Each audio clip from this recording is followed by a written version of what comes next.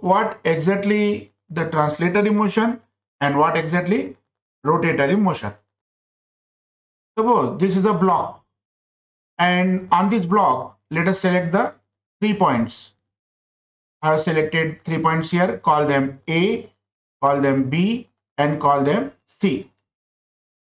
Suppose this block is moving from position P to position Q. It is moving from one position to another position. Entire block is moving from point P to point Q.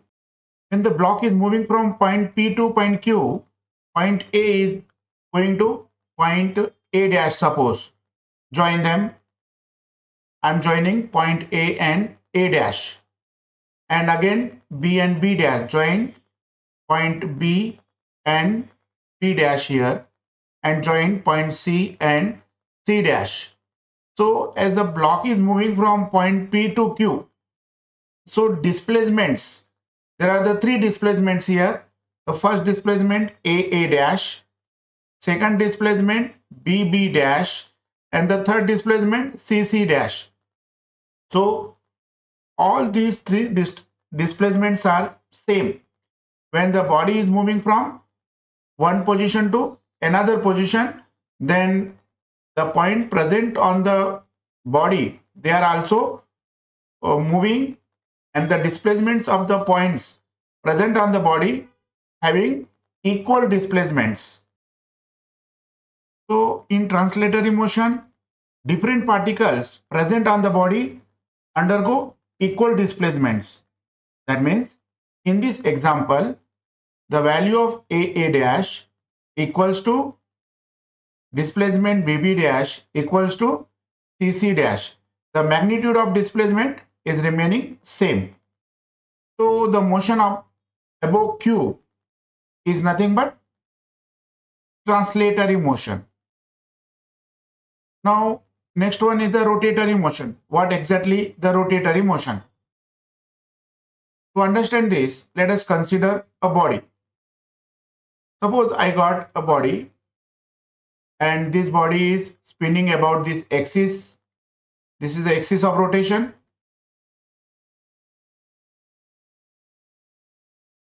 And consider 3 different points on the body: point A, point B, another one is the point C, and this is the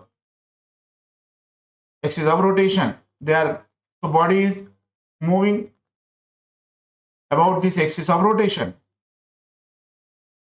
When the body is rotating, so these 3 points present on the body, they will also move along the body, but they cannot leave their position. They cannot go away anywhere. They are just rotating. This particle, point A, is also rotating like this. Point C also rotating, and point B also rotating.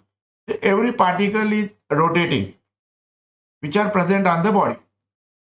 So this is the first indication of rotatory motion, that particle present on the body also perform circular motion. They are all point A, point B, and point C performing circular motion when the entire body is undergoing rotatory motion.